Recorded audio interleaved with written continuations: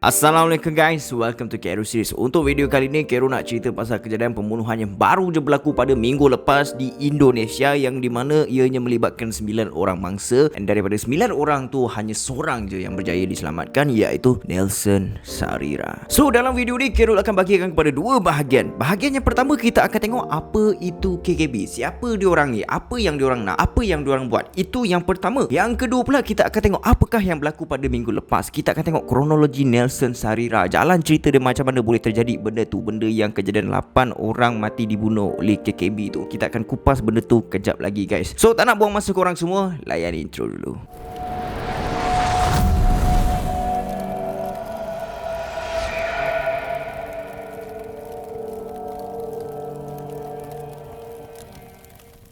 Sebelum kita masuk dengan lebih mendalam apa itu KKB, kita kena fahami dulu dekat mana tempat berlakunya serangan KKB tu. So, sekarang ni kita tengok kita berada di Malaysia guys, dekat Malaysia, and then kita nampak dekat sini adalah Singapura dan juga Indonesia. Kenapa Indonesia dekat tengah-tengah sini? Sebab Indonesia berada di bahagian sini guys. Daripada sini sampai ke sini guys. Ini adalah semua orang kata tu rantau Indonesia. Jadi, sekarang ni apa yang Kero nak tunjuk dekat korang adalah kawasan berlakunya kejadian. Kejadian tu berlaku dekat sini guys. Nama dia adalah Kabupaten Puncak, Papua, Indonesia guys. Jadi ianya berada di kawasan Indonesia, dan kita tengok dekat bahagian sini dia ada pembahagian guys. Kenapa dia ada pembahagian? Sebab sebelah dia adalah Papua New Guinea. Papua New Guinea ni dia dah merdeka sejak 16 September 1975. Dia ada cerita dia lah kenapa dia merdeka, kenapa dia terbahagi kepada dua. Tapi kalau kita nak ceritakan sekarang memang sangat-sangat panjang lah. So sekarang ni Kero harap korang dah boleh faham lah dia punya kedudukan geografi dia, dekat mana tempat berlakunya kejadian tersebut guys. Kenapa Kero dah cerita pasal geografi dia? Supaya benda ni boleh membuatkan korang lebih mudah faham dengan apa yang Kero akan ceritakan kejap lagi.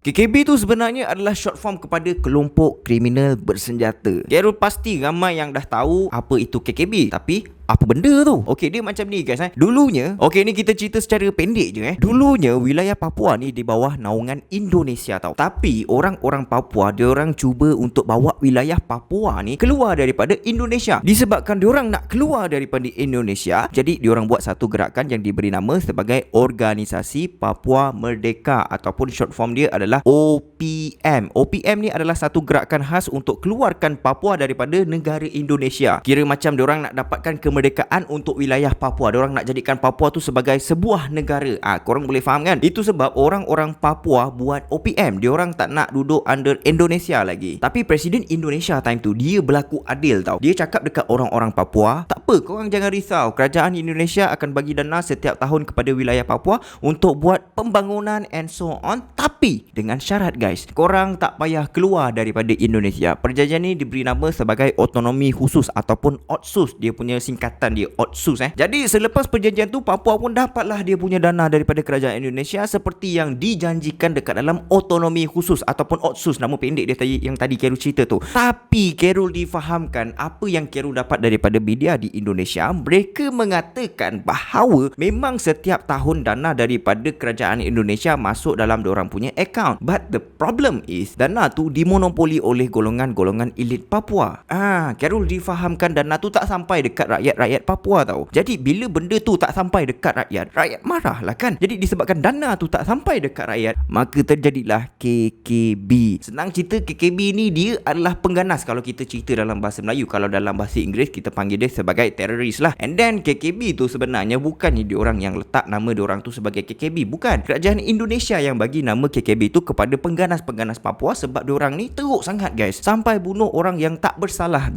So apa tujuan diorang jadi pengganas? Satu je guys, diorang claim, diorang cakap diorang nak merdekakan Papua, diorang nak asingkan Papua dengan Indonesia and jadikan Papua sebagai sebuah negara yang berdaulat guys. Itu pasal diorang mengganas, tapi keganasan yang berlaku tu melibatkan orang awam, orang-orang yang tak bersalah pun terbunuh Sepanjang 3 tahun kebelakangan ni lebih kurang 59 orang awam mati disebabkan KKB Papua tau. Tadi kita cerita Organisasi Papua Merdeka, OPM, dia nak merdeka, tapi Presiden Indonesia adil. Jadi kerajaan bagi dana tapi dana tu dimonopoli golongan elit Papua and tak sampai dekat rakyat. So sekarang ni KKB pula nak tuntut kemerdekaan. Diorang nak berdiri sendiri tanpa Indonesia. Buat masa ni korang faham Kerul harap korang dah jelas lah untuk bahagian satu ni, apa itu KKB. Kerul just jelaskan benda tu secara simple je untuk make it korang senang faham lah. Jom kita pergi ke bahagian yang kedua pula.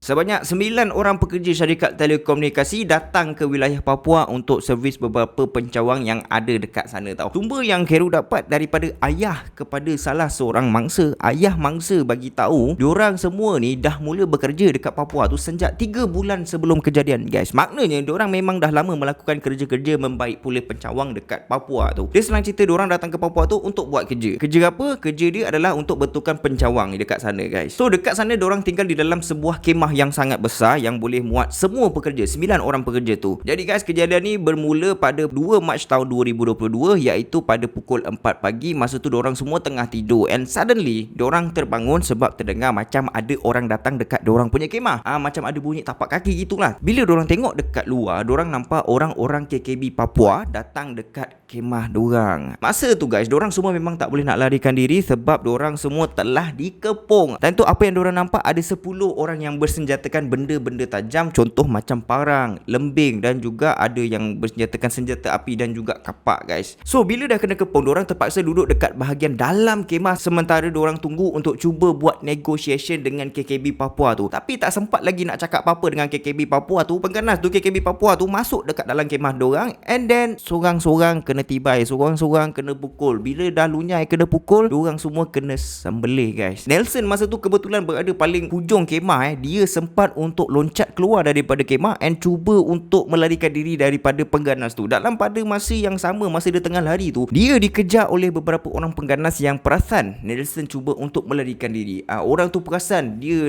larikan diri and then pengganas tu kejar dia. Lari punya lari. Nelson nampak ada satu semak berdekatan dengan dia and dia buat keputusan untuk terjun dekat dalam semak tu and sorok dekat dalam tu guys. Masa dia tengah sorok, pengganas yang tadi tengah kejar dia tu sampai dekat kawasan semak yang dia tengah sorok tu tau. Pengganas tu pun suluh lah dekat area kawasan semak tu. Kenapa dia suluh? Sebab time tu kan gelap, pukul 4 pagi babe, memang kena pakai torchlight lah cerita dia. Tapi Nelson ni dia macam bernasib baik tau, sebab walaupun disuluh, pengganas tu tak perasan yang dia tengah sorok dekat situ tau. Lepas pengganas tu beredar daripada kawasan semak tu, dengan secara tiba-tiba Nelson terdengar satu suara yang suruh dia untuk naik ke atas bukit and sorok dekat sana guys. Bunyi dia lebih kurang macam ni kamu harus naik ke bukit, sembunyi di situ.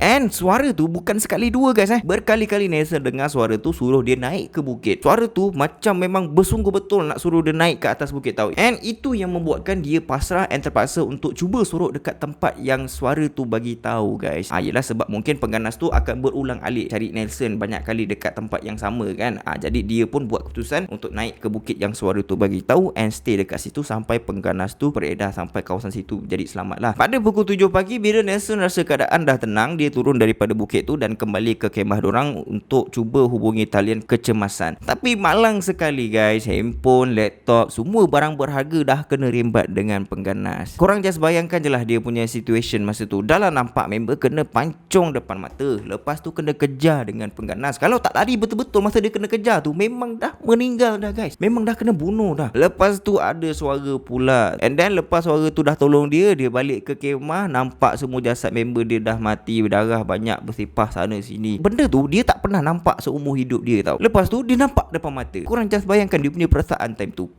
Menggigil mat, serius. Menggigil tau, serius cakap. Memang tak boleh bayangkan lah Nelson punya perasaan masa tu. Bagi Khairul percaya dengan benda-benda gaib ni tau. Khairul percaya dengan apa yang Nelson bagi tahu tu. Takkanlah orang yang hampir dibunuh nak tipu cakap ada suara yang tolong dia pula. Tak mungkin guys. Lagipun kawasan tu adalah kawasan hutan babe. Korang sendiri faham lah bila dah cakap pasal hutan ni. Salah satu tempat tinggal jin adalah hutan.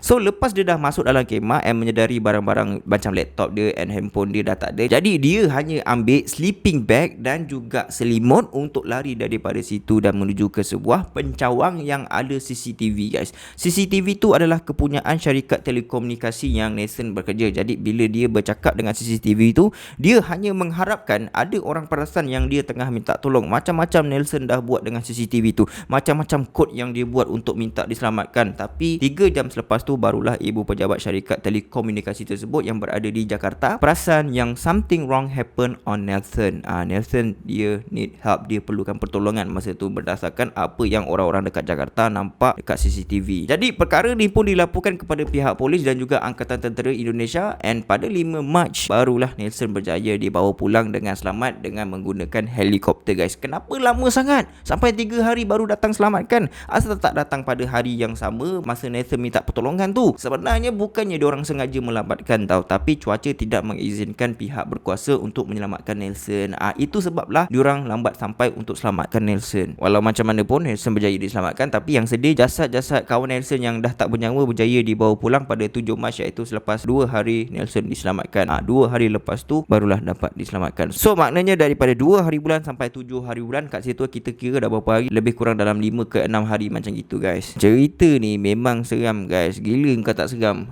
Hampir dibunuh. Korang bayangkan dalam pada masa 3 hari Nelson tunggu untuk diselamatkan tu, korang rasa apa yang dia fikir time tu? Bila masa je tau pengganas boleh datang bunuh dia dekat situ tau. Korang rasa dia boleh tidur ke? Ayah kepada salah seorang mangsa yang bernama Syahril ada bagi tahu dekat anak dia supaya jangan pergi dekat Papua, jangan kerja dekat Papua. Nak kerja kat tempat lain boleh, tapi Papua jangan. Papua tu bahaya. Tapi anak dia cakap tak boleh buat apa pak, sudah beli tiket. Sedih siut. Anak harapan keluarga tau si arwahnya Syahril tu. Jadi semua jasad telah selamat disemadikan. Semoga semua mangsa yang terlibat tenang dekat sana. Itu saja from Kerus Series. See you on next video. Assalamualaikum.